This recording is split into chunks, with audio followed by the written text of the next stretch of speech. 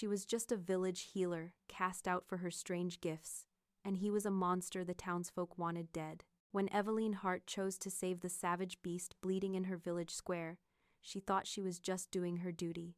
She never knew she was saving a king. She never knew that in healing his wounds, she would bind her fate to his, and that the monster she saved would return as a man to claim her as his own. Could a simple healer tame the heart of a beast, or would his dark world consume her light forever? Before we carry on, please hit the subscribe button to make my day, and let me know where you are watching from in the comments. I've saved something extra special for you tomorrow, so you won't want to miss it. The quiet of Eveline Hart's cottage was a fragile thing, woven from the scent of drying herbs and the gentle puff of the hearth fire. Here, on the far edge of the village, where the tamed fields gave way to the whispering woods, her solitude was as much a comfort as it was a condemnation. Her movements were precise, the rhythmic scrape of a mortar and pestle, a familiar heartbeat in the silence, as she ground dried willow bark into a fine powder. Each motion was a legacy, a practiced grace inherited from parents she barely remembered.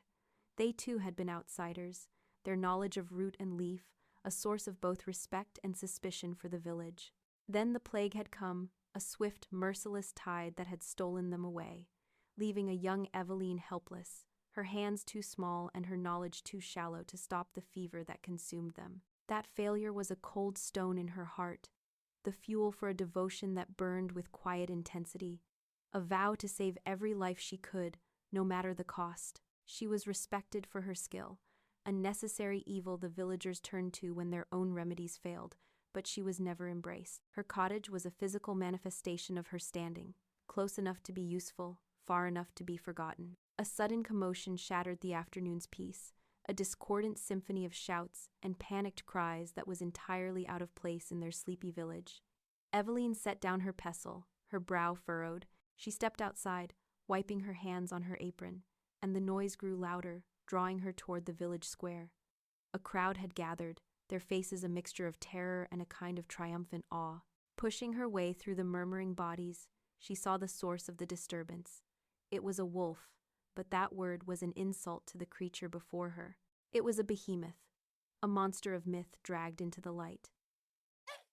Its fur was the color of a starless midnight, thick and matted with blood and grime. It was impossibly large, its shoulders as broad as a man's, its powerful limbs tangled in a cruel, heavy net, laced with strands of silver that sizzled against its skin, sending up wisps of foul-smelling smoke. The air reeked of burnt fur and hot metal. A group of hunters, chests puffed with a pride that barely masked their trembling hands, stood over their prize. Alaric, the village elder, a man whose face was a roadmap of stern judgment and deep-seated superstition, stepped forward. His voice, thin but carrying, cut through the din. "It is a demon," he declared, pointing a gnarled finger at the struggling animal. "A shadow from the dark woods, sent to prey upon our flocks and our children. It is an omen of ruin." He raised his staff, its wooden end worn smooth with years of pounding against the cobblestones. "We will not suffer such a beast to live. It must be destroyed now, before its darkness takes root in our soil." A murmur of agreement rippled through the crowd. Men began to heft axes and pitchforks, their fear hardening into a grim resolve. Just as the first axe was raised, Eveline pushed through the final line of onlookers, her small frame a stark contrast to the burly men she shoved aside. "Stop!" Her voice was not loud, but it was clear and steady, cutting through the bloodlust. The men paused, turning to look at her with annoyance. But Eveline's gaze was fixed on the wolf. She saw past the snarling maw and the monstrous form. She saw the eyes, intelligent and defiant, glowing like embers in the fading light. They were filled not with mindless savagery, but with a profound, soul-deep agony. An inexplicable pull tugged at her, a bizarre sense of recognition that made her heart ache. She took a step forward, her focus entirely on the wounded creature. Alaric blocked her path, his face a mask of disapproval. "Stand aside, Eveline. This is not some farmer's goat with a cough. This is a monster." She met his gaze without flinching, her own eyes reflecting the fire of her conviction.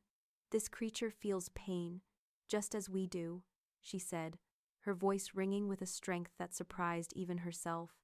"My duty is to heal, not to judge. I will not stand by and watch you commit a murder." "That is no mere animal, Eveline," Alaric retorted, his voice dropping to a conspiratorial hiss. "It is a shadow from the dark woods, an omen. By touching it, you invite its darkness upon us all." The crowd murmured in agreement, their fear stoked by the elder's words, but Eveline held her ground. She looked from Alaric's rigid face to the exhausted, pain-filled eyes of the wolf, and her resolve hardened. Her vow had been forged in the ashes of her own loss. It did not discriminate. After a tense standoff that stretched for an eternity, the hunters lowered their weapons, grumbling. The villagers backed away, their fear and suspicion creating an invisible wall around her and the beast, leaving her isolated in the center of the square. For hours, Eveline worked under the collective, disapproving gaze of the entire village. The sun dipped below the horizon, casting long, judgmental shadows across the square, but she did not stop. She knelt beside the great wolf, the heat from its body a palpable force. With a small, sharp knife, she began the painstaking process of cutting away the silver-laced net. The metal was searing hot, and each time her fingers brushed against it, she had to suppress a wince. The wolf flinched as the burning strands were lifted from its flesh, but it made no move against her. It remained unnervingly still, its amber gaze locked on her face, tracking her every movement. There was a silent, profound communication in its eyes, a watchfulness that was both unsettling and deeply compelling. Once the net was gone, the full extent of the damage was laid bare. Deep, cauterized gashes wept blood onto the cobblestones. With a basin of warm water and a cloth, she gently cleaned the wounds, her touch methodical and sure. The smell of blood and herbs mingled with the lingering stench of burnt fur. She stitched the worst of the torn flesh with a steady hand, her needle dipping in and out of the thick hide. One of its forelegs was broken, the bone jutting at an unnatural angle. With a deep breath, she took the massive limb in her hands. The wolf let out a low, guttural sound, a tremor of pure agony shaking its powerful frame, but it did not snap. It endured. As she carefully set the bone and bound it tightly with splints and linen, she felt a strange bond forming between them, an unspoken trust forged in shared pain and quiet determination. She was no longer just a healer, and it was no longer just a beast. They were two beings, caught in a moment of profound connection, isolated together in a circle of fear. Exhausted, her muscles aching, and her fingers stained with blood and herbal salves,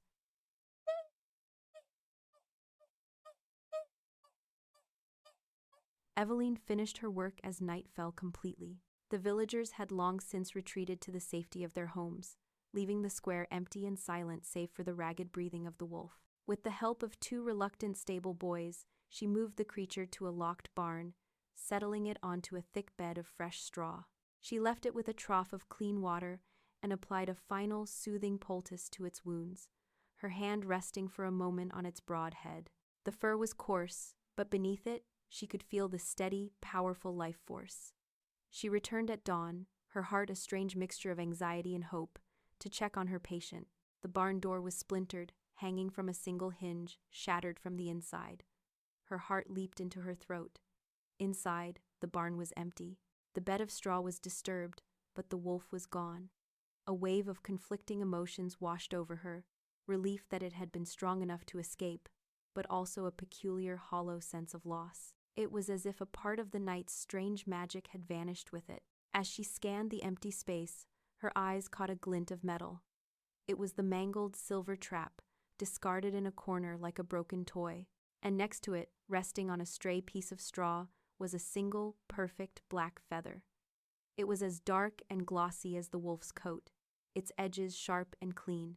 She picked it up, its texture smooth and cool against her skin. It felt significant, a message left in a language she did not understand. Holding the feather, Eveline stared out through the broken barn door, a sense of foreboding and wonder settling over her like the morning mist. The monster was gone, but she knew, with a certainty that chilled her to the bone, that she had not seen the last of it. The days that followed were steeped in an uneasy calm, a silence more damning than any accusation. Eveline found herself adrift in a sea of unspoken hostility. The isolation she had once found comforting now felt like a punishment. Villagers who had once offered a grudging nod now crossed the street to avoid her path. their faces tight with a fear she could almost taste. The baker's wife, whose son Eveline had cured of a lung fever just last winter, suddenly had no bread left when she approached the stall. Mothers would pull their children close, whispering warnings as she passed, their eyes following her as if she were a ghost. She was no longer just an outsider, she was tainted, cursed by the monster she had touched. She took to gathering her herbs in the deeper parts of the woods, avoiding the common paths, the solitude of the trees, a welcome respite from the cold shoulders of her own kind.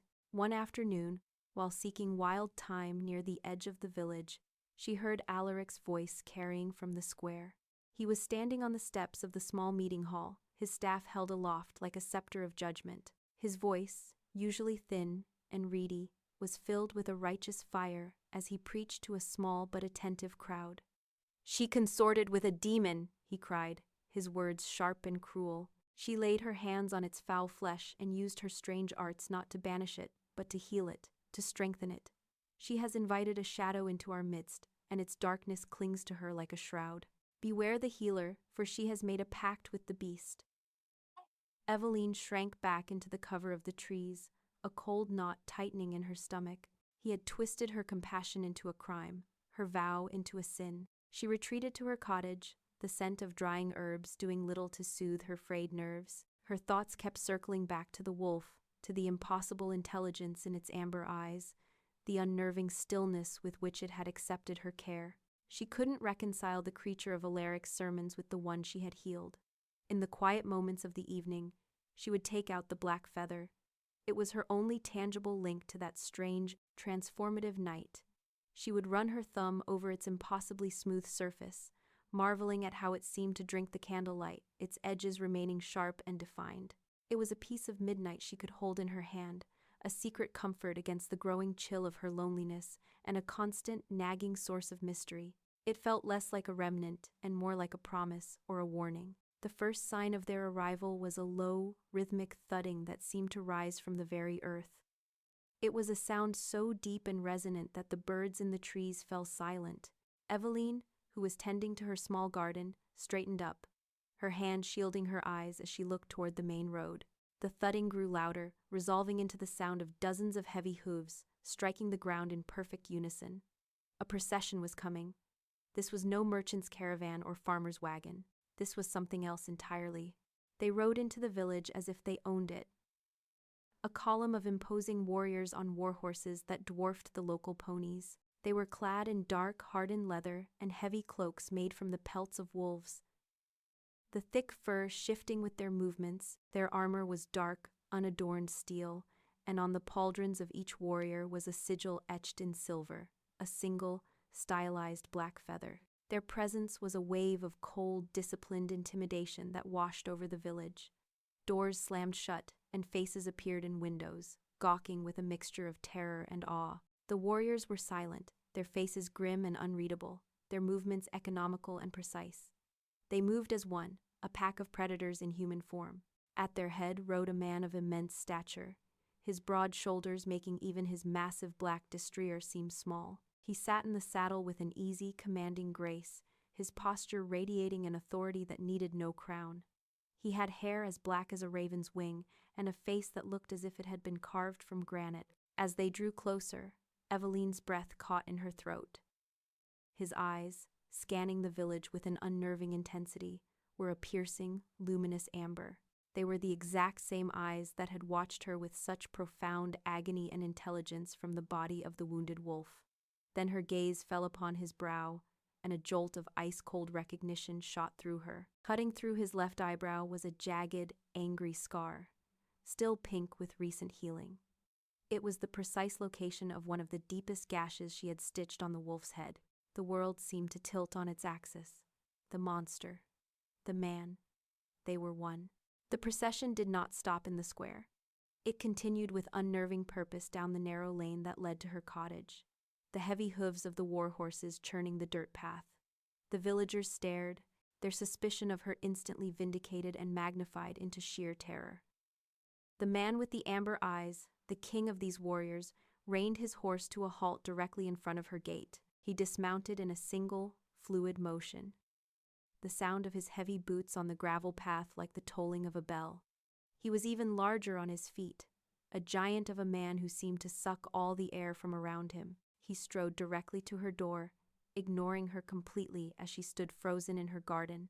A second warrior, a grim-faced man with a tightly braided beard, dismounted and followed a step behind him, his hand resting casually on the hilt of a massive sword. The king did not knock. He simply pushed the door open, his large frame filling the doorway and casting the familiar, sunlit interior of her cottage into shadow. The comforting scent of chamomile and lavender was instantly overwhelmed by the smell of cold steel, worn leather, and something else, something wild and primal that reminded her of the deep woods after a storm. He stepped inside, his amber eyes sweeping over her small, tidy home, taking in the hanging bundles of herbs, the neat rows of glass jars, the simple wooden furniture. He looked at it all with a faint, unreadable expression, as if it were a curiosity from a world he had long forgotten. He finally turned his gaze to her as she stood, rooted to the spot, in the center of the room. He cornered her in her own home, his sheer size and presence a physical weight that pressed down on her. His voice, when he spoke, was not a shout, but a low, commanding rumble that seemed to vibrate in her very bones. "The life you saved was not yours to give back," he stated, his tone devoid of gratitude. It was a statement of fact, cold and hard as iron. He took a step closer, and she could see the fine details of the scar she had inadvertently helped create. "You mended the Alpha King of the Northern Packs." Eveline's mind reeled. A king. The monster she had saved, the creature her village had wanted to butcher, was a king. He saw the dawning comprehension and horror on her face, and his expression hardened. He reached up and touched the jagged line on his brow. "This was a gift from your village's trap," he said, his voice dropping even lower, laced with a dangerous edge. "You will heal the rest of what was done." He looked down at her, his amber eyes pinning her in place. "You will pack your things. You are to come with me to my keep, to serve as my personal healer until I deem the debt repaid." The shock gave way to a surge of indignation, a hot, fierce anger that burned away some of her fear. She lifted her chin, her own eyes flashing. "I am a healer, not a slave," she said, her voice trembling slightly but holding firm. "I belong to no one. My skills are for anyone who needs them, not for the exclusive use of a king." A flicker of something, perhaps surprise, crossed his face before it was replaced by a cold, hard mask of authority. He took another step closer, his presence so overwhelming it felt like a physical force. A low growl vibrated in his chest, a sound so powerful and primal that the small herbal jars on her shelves rattled audibly. His eyes seemed to glow, the amber irises igniting with a golden light that was not entirely human. It was the look of the wolf, the predator, staring out from the man's face. "You have no choice," he snarled, the sound a terrifying blend of man and beast. "You bound yourself to my fate when you laid your hands on me. You interfered. You created this debt." He leaned down, his face just inches from hers, his breath warm against her skin. "You will come with me, or I will lay waste to this pathetic village that tried to murder its king. I will burn it to the ground and salt the earth, starting with that loud-mouthed elder. The choice is yours, healer." Kael's threat hung in the small cottage, as heavy and suffocating as smoke. It was no choice at all, but the illusion of one, a cruel courtesy from a king who held all the power. To stay meant the destruction of her home, the deaths of people who, despite their cruelty, she had known her entire life. To go meant stepping into a world of shadows and beasts, a captive bound by a debt she never agreed to incur. Her anger warred with a pragmatic sense of self-preservation. Her life, her skills, had been bartered away the moment she chose to save the wolf. With a slow, deliberate movement, she turned from him and walked to the small wooden chest that held her belongings. Her surrender was silent, but it was absolute. She packed a small leather satchel, her hands moving with the same precision she used for her herbs. She took only what was essential: bundles of dried yarrow for staunching blood, lavender for calming fevers, and a precious, tightly wrapped packet of nightshade, a dangerous but necessary tool. She packed her sharpest knives, her needles, and a spool of silk thread. These were the instruments of her identity, the only part of her old life she could carry into the new one. As she worked, she could feel his amber eyes on her, a constant, burning pressure on her back. He did not speak, he simply watched, a silent predator observing its captured prey. When she was done, she slung the satchel over her shoulder. The cottage, once her sanctuary, now felt like a stranger's home. The familiar sense of her life's work seemed to mock her. As she stepped out into the harsh light of day, she saw the villagers watching from their windows, their faces pale and frightened, their shunning now complete. They saw her not as a captive, but as one of the monsters, leaving with her own kind. The pain of it was a sharp, unexpected sting. Then, a small figure darted from between two houses. It was Lily, the baker's daughter, a girl whose life Eveline had saved from a raging fever just last year. The child's face was streaked with tears. She ran to Eveline and thrust a small, clumsily woven bracelet of colorful threads into her hand. "For the journey," Lily whispered, her voice thick with emotion. Before Eveline could respond, the girl's mother appeared, her face a mask of terror, and snatched her daughter back, dragging her inside without a word. Eveline looked down at the simple, colorful bracelet on her wrist. It was a secret, tearful goodbye, a tiny, fragile proof that she had not been entirely alone. It was the last kindness she would know from this life. She closed her hand around it, the threads biting into her palm, and walked towards the waiting warhorse without looking back. The journey north was a brutal education. The rolling hills and tamed farmlands of her home quickly gave way to a primal, untamed wilderness that seemed to fight their passage at every step. They rode through dense, ancient forests, where the canopy was so thick that the daylight was reduced to a dim, green twilight. They forded rushing, ice-cold rivers that threatened to sweep the horses off their feet, and navigated treacherous mountain passes where the wind howled like a hungry spirit. For Eveline, who had never ventured more than a day's walk from her village, it was like stepping onto another world, one drawn from the frightening tales told by old women on winter nights. This was the land of the wolf, and it was as savage and unforgiving as its king. Though she was a captive, Eveline was also a keen observer. She rode a sturdy mare near the center of the column, a position that gave her a clear view of Kael and his elite warriors. She watched them, studying their movements, their interactions, their very existence in this harsh landscape. They were nothing like the boisterous, clumsy hunters from her village. Kael's men moved with a predatory grace, their bodies lean and powerful, perfectly at home in the saddle or on their feet. They communicated with a language of subtle gestures and glances, a silent understanding passing between them that was as clear as any spoken word. They were a pack, in form and in function, their loyalty to their alpha, a palpable, unwavering force. They had a deep, instinctual connection to the wild, reading the signs of the forest in a way that was both fascinating and deeply intimidating. They were not men who lived in the wilderness, they were a part of it. Kael himself remained an enigma. He rode at the head of the column, a solitary, brooding figure, his back straight, his gaze fixed on the path ahead. He rarely spoke, but his presence was a constant, oppressive weight. Eveline found herself watching him the most, her fear warring with a healer's innate curiosity. She saw the way his shoulders tensed when they passed through a narrow ravine, the way his hand would drift to the hilt of his sword. He was a king in hostile territory, and the weight of his command was etched into the hard lines of his face. The nights were the most difficult. They made camp in defensible clearings, the fire a small circle of warmth and light in a vast, encroaching darkness. The sounds of the northern wilds, the cry of strange birds, the distant howl of a wolf, were a constant, unnerving symphony. The warriors would sit around the fire, sharpening their blades, their faces grim in the flickering light. The tension was a living thing, a coiled snake in the center of their camp. On the third night, Kael broke the silence. He was sitting across the fire from her, the flames casting dancing shadows across his scarred face. His amber eyes seemed to glow in the darkness. "Your parents taught you the healing arts?" he asked, his voice a low rumble. It was not small talk. It was an interrogation. Eveline looked up, startled. She nodded, her throat tight. "They did. They were healers, too." "And what of poisons?" he pressed, his gaze sharp, analytical.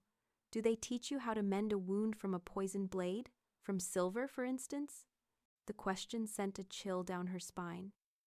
He was not just curious, he was gathering information, assessing her utility. I know the properties of herbs that draw out toxins, she answered cautiously, choosing her words with care. Silver is difficult. It does not just wound the flesh. It burns. It leaves a taint. He seemed to consider this, his expression unreadable. I was ambushed, he said, his voice flat, devoid of self-pity, by rivals who wished to see my throne empty. They knew my patrol route. They used silver, a coward's weapon. He was not confiding in her, she realized. He was explaining the stakes. He was showing her the wound she was now expected to heal, a wound that was not just on his body, but within his kingdom. She sensed a deeper curiosity beneath his gruff, demanding exterior, a desire to understand the strange woman who had defied her entire village for a monster in a cage. But he kept it buried deep, hidden behind the mask of the Alpha King. Another evening, as the twilight bled into a deep, star-filled night, Eveline noticed Kael rise from his place by the fire and retreat into the deep shadows of the surrounding forest. His movements were stiff, his usual fluid grace gone. Fenrir, his grim-faced beta, watched him go, his hand tightening on his sword hilt. But he did not follow. A strange impulse, a mixture of a healer's concern and a captive's need to understand her captor, made Eveline get to her feet. She moved quietly, her soft boots making no sound on the mossy ground, and followed the path he had taken. She found him not far from the camp, leaning heavily against the trunk of a massive, ancient oak. His back was to her, his broad shoulders heaving with the effort of drawing breath. His face, when he turned slightly, was pale and slick with sweat in the moonlight, his features twisted in a mask of agony. The silver poison from the trap, she realized with a jolt. It still lingered in his system, a venom that even his formidable strength could not completely purge. For the first time since he had strode into her cottage, she saw a crack in his kingly facade. She saw not the Alpha King, not the beast, but a man in the grip of immense, unrelenting pain. She stepped forward, her satchel of herbs in her hand. "The poison flares at night," she said softly. It was not a question. He spun around, a snarl ripping from his throat, his eyes flashing a dangerous gold. "Leave me," he commanded, his voice a guttural rasp. The beast was close to the surface, lashing out to protect its moment of weakness. Eveline did not retreat. She stood her ground, holding up a small clay pot. "I have a poultice, willow bark and comfrey. It will not cure you, but it will soothe the burning." He stared at her, his chest rising and falling rapidly, his body trembling with a pain he refused to acknowledge. The intensity of it, however, was undeniable. With a shuddering breath that sounded like a defeat, he finally relented. He gave a curt, angry nod and turned, pulling aside the thick leather of his tunic to reveal a long, puckered scar on his side. Another wound she had stitched in the village square. The skin around it was red and inflamed, hot to the touch even from a distance. He allowed her to approach, his body rigid with tension. As she applied the cool, soothing paste to the angry wound, the moment became charged with a tense, unspoken intimacy. Her fingers brushed against his fever-hot skin, and she felt a tremor run through him, a response not of aggression, but of pure, physical relief. He was so close she could feel the heat radiating from his body, could smell the scent of pine, leather, and his own unique wild musk. He remained silent, his head bowed, his breathing slowly evening out. From the edge of the clearing, she was aware of Fenrir, watching the exchange from a distance, his expression unreadable but fiercely intense. In that moment, under the silent gaze of the moon, the dynamic between them shifted. She was not just his captive healer, she was the only one who could ease his suffering, and he, the powerful king, was vulnerable before her. After what felt like an eternity, they finally arrived at Blackwood Keep. It was not a castle, it was a geological event. The fortress was a breathtaking and terrifying sight, a citadel of black volcanic stone carved directly into the face of a colossal mountain. It loomed over a sea of dark pines, its towers scraping a sky that seemed perpetually bruised with clouds. Waterfalls cascaded down its sheer sides like silver tears. their roar a constant, deep-throated murmur. The structure was seamless with the mountain, as if it had grown there, a perfect reflection of its master, savage, ancient, and radiating an aura of indomitable power. As they rode across the stone bridge that spanned a dizzying chasm, Eveline looked up at the imposing gates, a sense of awe and dread washing over her in equal measure. This was her destination. This was the heart of the beast's domain. This was her cage. The warrior who had escorted her, a silent man named Torvin, led her not to a cell in a dungeon, but up a winding stone staircase to a heavy, iron-banded oak door. He opened it and gestured for her to enter. The room beyond was a stark, breathtaking contrast to the keep's brutalist exterior and the simple austerity of her own cottage. It was a cage, but a gilded one. A massive bed, piled high with soft furs and velvet cushions, sat against one wall. A fire roared in a stone hearth large enough to stand in, casting a warm, dancing light across the room and chasing away the mountain's chill. A wardrobe stood open, revealing gowns of deep emerald, rich burgundy, and midnight blue, fabrics she had only ever seen on traveling merchants. It was a level of opulence she could barely comprehend. But the luxury was a lie. The door closed behind her with a heavy, final thud, and she heard the unmistakable sound of a bolt sliding into place. 2 guards, silent as the stone they stood against, were posted outside. She walked to the far side of the room, where glass-paned doors opened onto a small stone balcony. Stepping outside, the wind immediately whipped at her hair, cold and sharp. The view was dizzying, a sheer drop of thousands of feet to the sea of dark pines below. There was no escape. This beautiful room, with its soft bed and warm fire, was a prison as inescapable as any dungeon. She was a bird in a beautiful cage, given everything but her freedom. A few hours later, after she had washed the grime of the journey from her skin and reluctantly donned one of the simple but finely made woolen dresses left for her, Torvin returned. He did not speak, but his meaning was clear.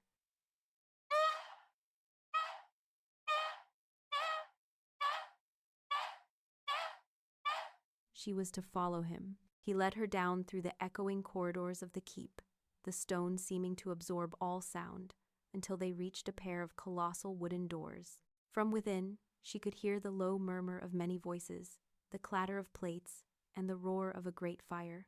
With a deep groan, the doors swung open, and she was formally presented to the Court of Wolves.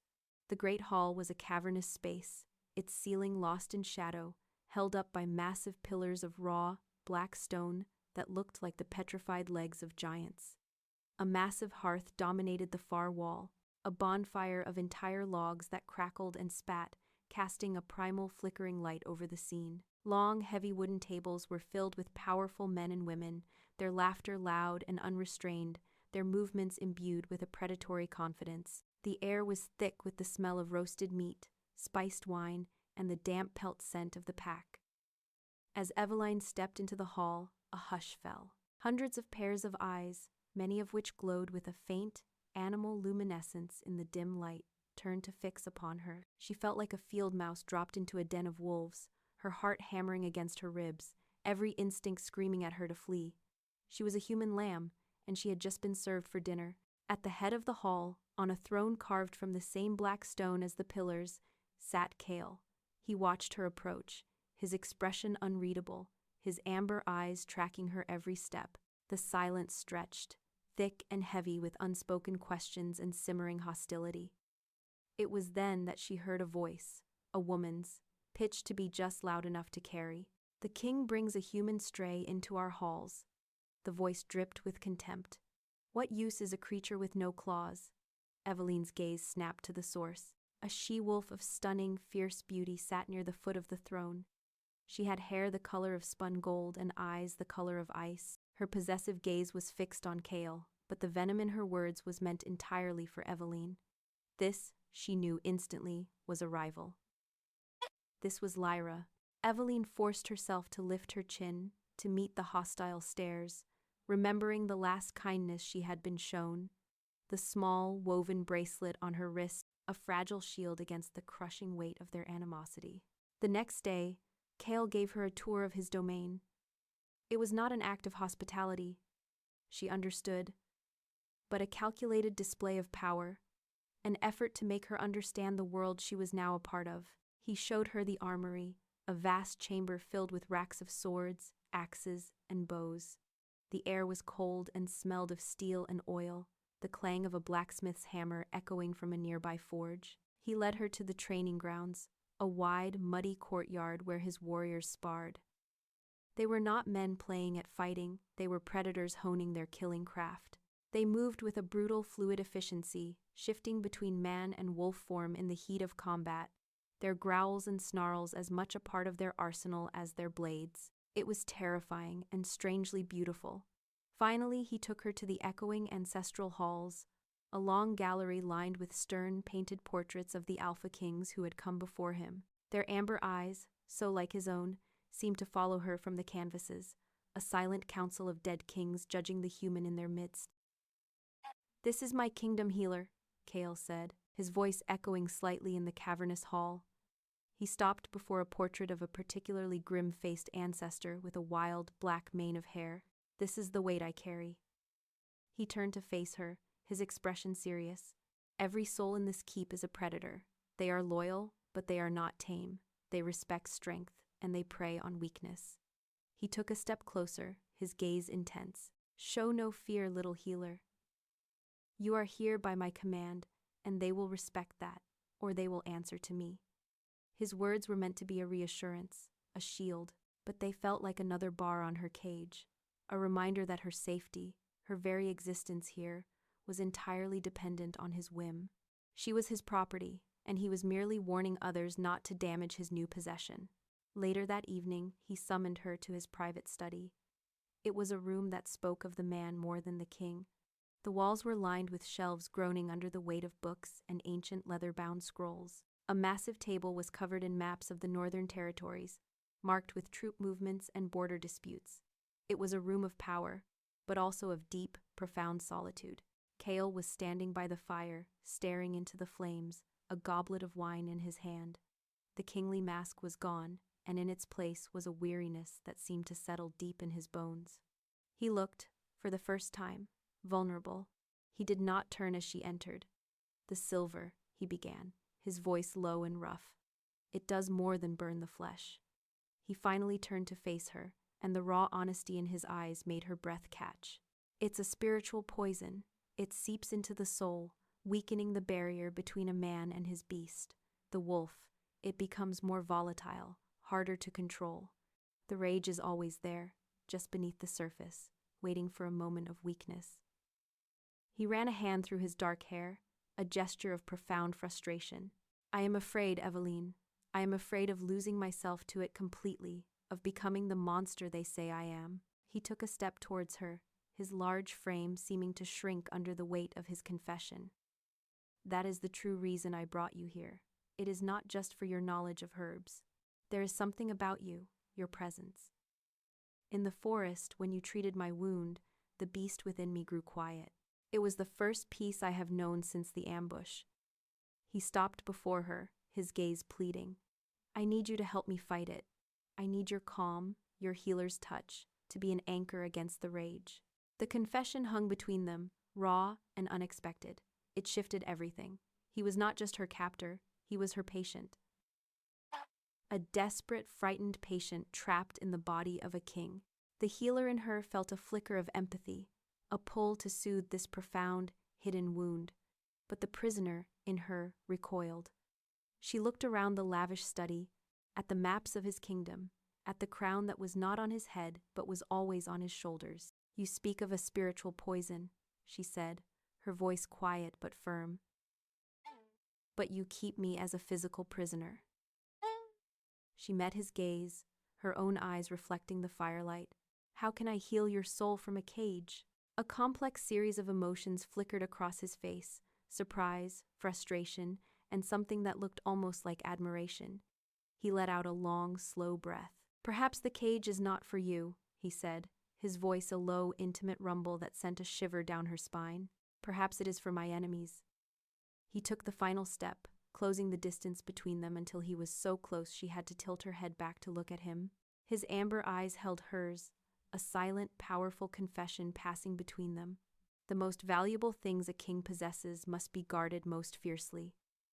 His gaze softened, the hard edges of the Alpha King melting away to reveal the man beneath. "And you, Eveline," he whispered, his voice thick with a meaning that went far beyond her healing skills, "are proving to be very valuable indeed."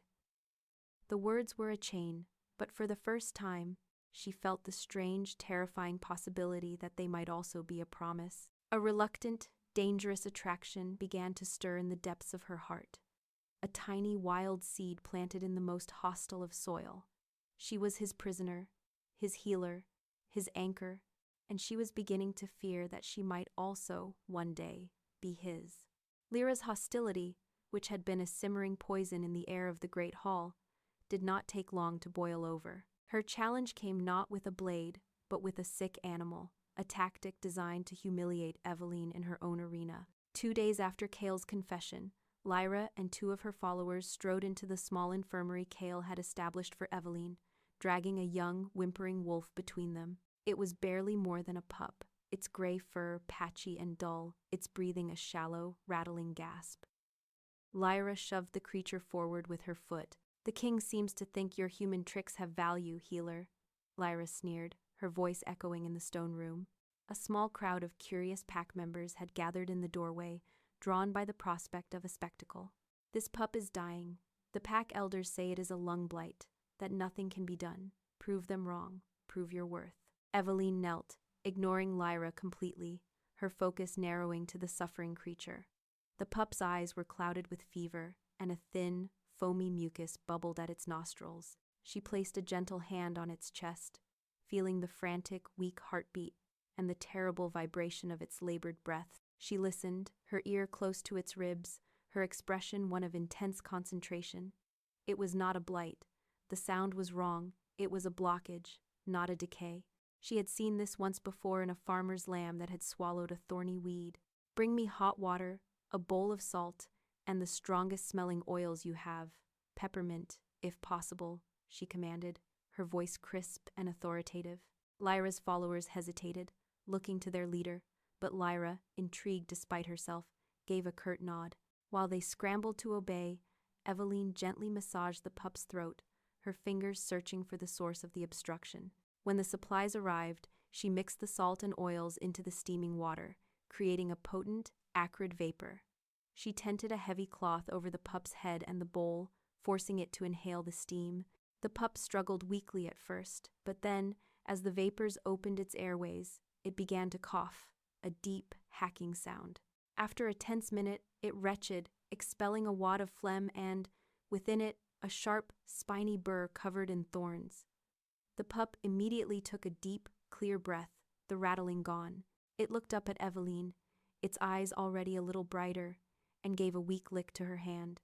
A murmur of surprise rippled through the onlookers. Eveline had succeeded where their own elders had given up. Lyra's face, however, had hardened into a mask of cold fury. Her public humiliation had failed, and in doing so, had only elevated the human status. She turned and stormed from the room without a word, her followers trailing in her wake. Eveline knew this was not the end. She had won the battle, but Lyra's war was just beginning. The she-wolf's next attempt was far more insidious. A few days later, Eveline was organizing her herbs when Fenrir, Kael's grim-faced beta, entered her infirmary. He was a man of few words, his presence always radiating a quiet, lethal intensity. He walked to her shelves, his gaze scanning the neatly labeled jars. Without preamble, he reached out and picked up a small, unlabeled leather pouch tucked behind a jar of dried comfrey. "This is shadowthorn," he said, his voice a low growl. He opened the pouch, revealing a small quantity of dark, needle-like thorns. "It is rare. It grows only in the deepest ravines. A single thorn, crushed and steeped in wine, can stop a wolf's heart in minutes. It is odorless and tasteless, a convenient poison for an assassin." Eveline stared at the pouch, her blood running cold. She had never seen the plant before in her life. "That is not mine," she whispered, her voice trembling. "I know," Fenrir said, his gaze meeting hers. "I saw one of Lyra's followers slip in here when you were called to the kitchens. I thought she was merely snooping." He closed the pouch with a snap. "She meant for this to be found, to frame you for a plot against the king. An accusation of treason would see you executed, no matter how the king feels about you. He tucked the pouch into his own belt. I will deal with this. But you should understand something, healer. He paused, his expression severe. The king's favor is a shield, but it is also a target. Watch your back. He turned and left as silently as he had arrived, leaving Eveline shaken, but with a newfound, grudging respect for the quiet warrior. He was not her friend, but his loyalty to Kael extended, it seemed, to protecting the king's assets. That evening, Kael, having been informed by Fenrir of the plot, granted Eveline access to the keep's library. If Lyra and her ilk are threatened by your skill, then your skill must be our greatest weapon, he had said, his voice tight with a controlled rage. The answer to my affliction is not in your satchel of herbs, it must be in our history. Find it. The library was a place of profound silence and staggering age. It was a vast, circular chamber 2 stories high, its walls lined from floor to ceiling with shelves carved into the living rock of the mountain. Dust motes danced like tiny stars in the beams of light filtering down from high, narrow windows. The air smelled of old paper, cracked leather, and a faint, electric tang of dormant magic. It was a repository of centuries of werewolf lore, a history of their triumphs, their tragedies, and their deepest secrets. For days, Eveline lost herself in the ancient scrolls and heavy, leather-bound tomes. She read about the founding of the packs, the lineage of the Alpha Kings, and the complex magic that bound them to their beast forms. She was fascinated, her healer's mind absorbing the lore, seeing the connections between their physiology and their spirit. It was a world of deep, primal power, and the more she learned, the more she understood the terrible burden that rested on Kael's shoulders. Her breakthrough came late one night, in a crumbling book bound in what looked like dragon hide. Its pages were brittle, the ink faded. Within it, she found a detailed chapter on poisons of the old world. Her eyes scanned a passage on silver, and her heart began to beat faster. The text described a potential and permanent cure. It was not an herb or a potion, but a flower, a rare, luminescent blossom called a moon petal. According to the lore, the flower absorbed moonlight, its essence a perfect antidote to the spiritual taint of silver. An intricate, beautiful illustration showed a single, bell-shaped flower with petals that seemed to glow with a soft internal light. But her hope was immediately tempered by the text that followed. The moon petal was said to grow only in one place, on the treacherous, wind-swept peak of Mount Cinder, a jagged volcanic peak that marked the northernmost edge of Kael's territory. And it bloomed for only a single night, the night of the winter's full moon. Eveline rushed to the library's massive orrery, a complex brass model of the celestial spheres. She traced the moon's path, her fingers trembling. The winter's full moon was just 1 week away.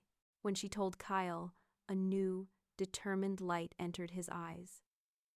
But he knew, as she did, that his rivals were watching, waiting for any sign of weakness. A journey to Mount Cinder now would be an open invitation for an attack. We will go, he said, his voice firm. But first, we will show them strength. To project an image of absolute power and unity, Kael announced a grand ball to be held in 3 nights' time. He sent out riders to every allied pack, inviting their alphas to Blackwood Keep for a celebration of the winter season. It was a bold political maneuver, a declaration that the Alpha King of the North was not weakened, but thriving. And he commanded Eveline to attend. You will not be there as my healer, he told her, his gaze intense. You will be there as my honored guest. The evening of the ball, a heavy, velvet-lined box was delivered to her room. Inside, nestled in folds of silk, was a gown of the most stunning emerald green she had ever seen. It was a simple, elegant cut, but the fabric was so fine it shimmered like liquid moonlight, a perfect complement to her dark hair and fair skin. When she entered the great hall that night, a hush fell for the second time since her arrival. The hall was transformed, hung with rich tapestries, and lit by thousands of candles. The visiting alphas, powerful and imposing in their own right, stood with Kael's court, a dangerous collection of predators dressed in fine silks and velvets. Kael stood by his throne, a breathtaking figure in a tunic of black and silver that emphasized the breadth of his shoulders. His eyes found hers across the crowded room, and a slow, appreciative smile touched his lips. When the musicians began the first dance, a slow, stately waltz, he descended the steps of his dais. He walked past Lyra, whose face was a thunderous mask of fury, and past the daughters of visiting alphas who watched him with hopeful eyes. He walked directly to Eveline. He stopped before her and offered a formal bow. "My lady," he said, his voice a low rumble that was for her alone, "will you grant me this dance?" It was a statement, a public and undeniable declaration of her importance. As he led her to the center of the floor, she could feel the weight of 100 hostile stares, but when his hand settled on her waist and her hand rested in his, the rest of the world seemed to fade away. They moved together with a surprising grace, Kael's powerful frame leading her effortlessly through the steps of the waltz. For a few stolen moments, he was not a king and she was not a captive. They were simply a man and a woman, lost in the music. Then, it happened. She felt a sudden tension in his frame, a tremor that ran through his arm and into her hand. His grip on her fingers tightened, the pressure becoming painful. She looked up at his face and saw that the color had drained from it, replaced by a sheen of sweat. His jaw was clenched, and his eyes, his beautiful amber eyes, were beginning to glow with a terrifying feral gold. The court, sensing the shift, held its collective breath. The music faltered. The beast was stirring. "It burns," Kael whispered, his voice a strained, guttural rasp. His gaze was unfocused, looking past her, into the rage that was threatening to consume him. "The beast! It wants out!" Fear, cold and sharp, lanced through her, but it was immediately followed by a wave of empathy, a memory of his confession in the study. He was not a monster, he was a man in agony. Instead of pulling away, instead of screaming as every instinct told her to, she did the opposite. She covered his hand, the one that was crushing hers, with her free one, her touch gentle but firm. She leaned in closer, her voice a soft, steady whisper against his ear, a calm anchor in his storm of pain. "Breathe with me, Kael," she murmured, her own breathing deliberately slow and even. "I am here. I am not leaving." He flinched, his body rigid, the golden light in his eyes intensifying. The beast was looking at her now, through his eyes, seeing the small, fragile human who dared to stand so close. "Then let it see me," she whispered, her voice unwavering, her gaze locked with his. "Let it know I am not afraid." For a heart-stopping moment, nothing happened. The beast stared out at her from its prison of flesh, its rage warring with the calm, steady presence of the woman in its arms. Then, slowly, miraculously, the tension began to drain from his body. The crushing pressure on her hand eased. The golden light in his eyes receded, leaving behind the familiar, intelligent amber she had come to know. He took a deep, shuddering breath, his control restored. The moment was a powerful, public display of their unique, undeniable bond. It solidified her status in a way no command from the king ever could, and it sent a clear message to the entire court, Lyra included. The human healer was not a weakness to be exploited. She was the king's strength. And she had done it not with herbs or potions, but with her courage and her voice alone. The ball was a memory, a fragile, shimmering moment suspended in time, but its impact was a seismic shift in the political landscape of the keep. They left under the cloak of a moonless night, a small, elite party slipping out of a secret gate at the base of the mountain. There was Kael, his face set in grim determination. Eveline, her satchel of herbs now supplemented with a waterskin and rations, the ever-watchful Fenrir, and a dozen of Kael's most trusted warriors, the Blackwood Guard, men who moved with the silence of shadows. The race for the moon petal had begun. The journey to Mount Cinder was a pilgrimage into a land of ash and ice. The forests thinned, the mighty pines giving way to stunted skeletal trees clawed into the side of the volcanic slopes. The ground was a treacherous mix of sharp, black rock and patches of old, slick ice. The air grew thin and bitingly cold, carrying the faint, sulphurous scent of the dormant volcano. It was a land that promised death, not life. As they made their final ascent, a narrow, winding path cut into the face of the peak. Kael reined his horse beside hers. "The air grows thin," he said, his voice a low rumble against the howl of the wind. "Stay close." It was a command, but it was laced with a concern that warmed her against the biting cold. She nodded, her gaze fixed on the jagged peak looming above them, its summit wreathed in dark, swirling clouds. The full moon was rising, a perfect silver disk in the darkening sky, and time was running out. The ambush came without warning. One moment, they were navigating a narrow switchback. The next, the air was filled with the hiss of arrows. Two of Kael's warriors cried out and fell from their saddles, dark shafts protruding from their chests. From the rocks above, figures emerged, dozens of them, their forms silhouetted against the rising moon. At their head stood a massive warrior with a cruel, scarred face and a wild mane of reddish-brown hair. He held a heavy, silver-edged axe in his hands, and his eyes glowed with a triumphant, malevolent light. "Silas!" Kael snarled, his hand flying to the hilt of his greatsword. He swung off his horse, landing in a low crouch, a predator ready to spring.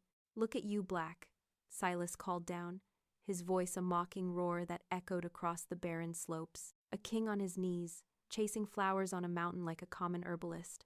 "I knew the poison would make you weak, make you desperate.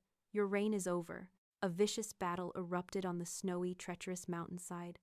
The Blackwood Guard met the charge of Silas's pack with a clash of steel and a roar of defiance. Kael fought with a savage fury, his greatsword a blur of motion, cutting down any who dared to face him. But Silas was right. The silver poison, agitated by the altitude and the strain of combat, had taken its toll.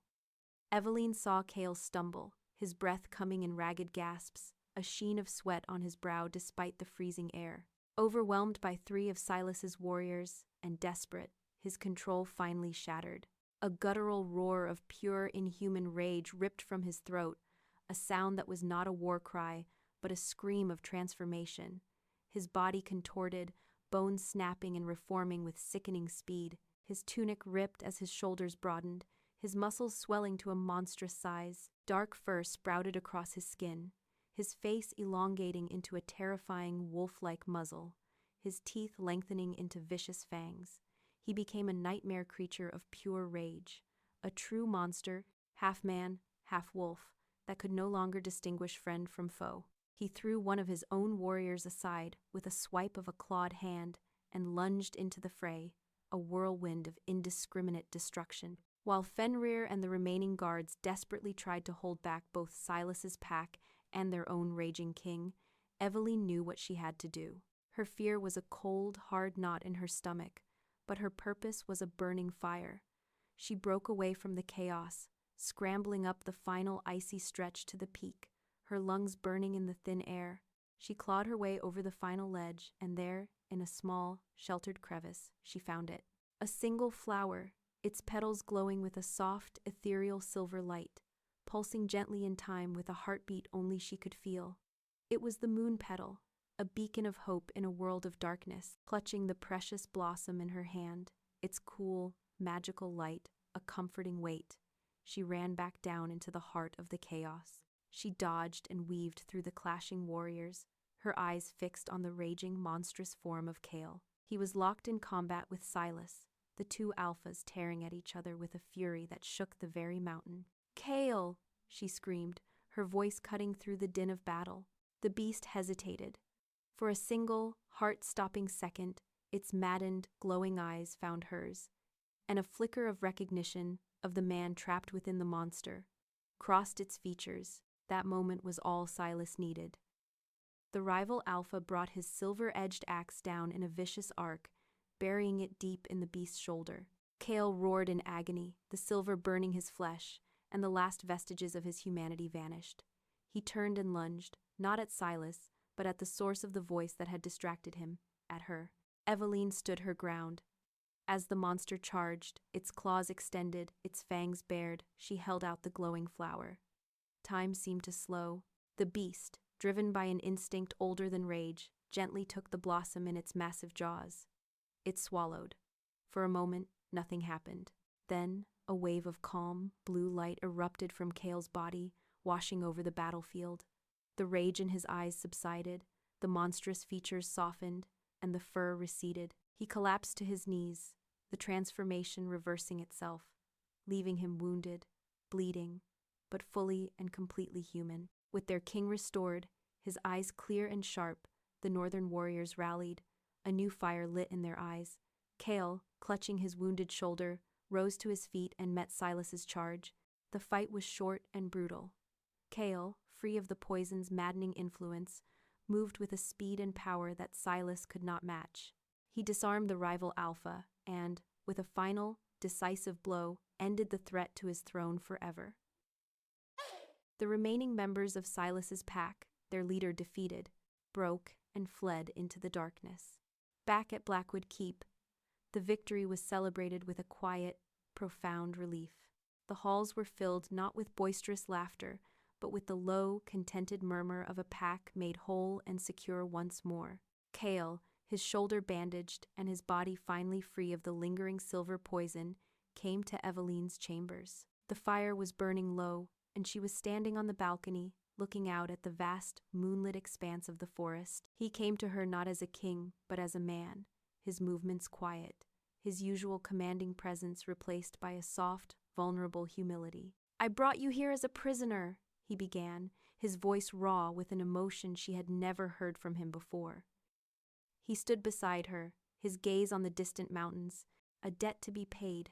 I was arrogant, and I was desperate. I saw you only as a tool, a means to an end."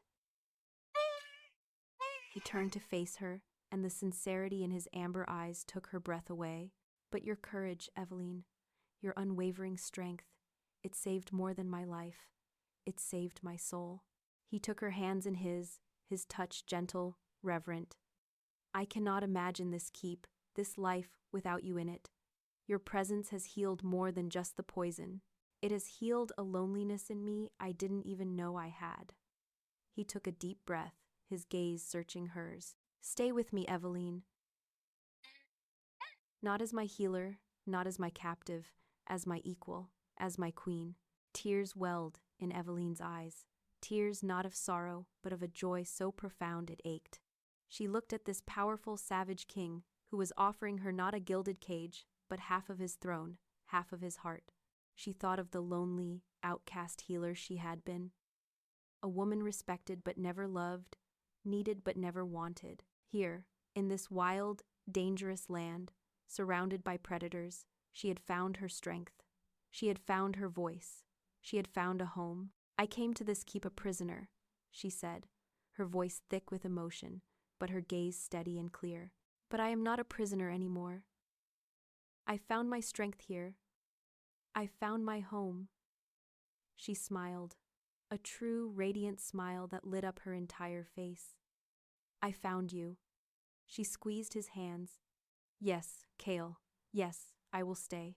He let out a breath he seemed to have been holding forever, and a slow, brilliant smile transformed his face, chasing away the last of the shadows. He lowered his head and kissed her, a kiss that was not about possession or command, but about partnership, about a promise sealed under the northern moon. It was a kiss that healed the last of her own wounds, the deep, quiet ache of her own solitude. Later, they stood together on the highest battlements of the keep, looking out over their domain. The wind whipped her hair around her, and Kael wrapped a protective arm around her waist, pulling her close. She was no longer Eveline Hart, the outcast healer. She was the Alpha's queen, a woman who had faced down a monster and found a king, a woman who had healed a beast and, in doing so, had found her own heart. Together, they were ready to rule.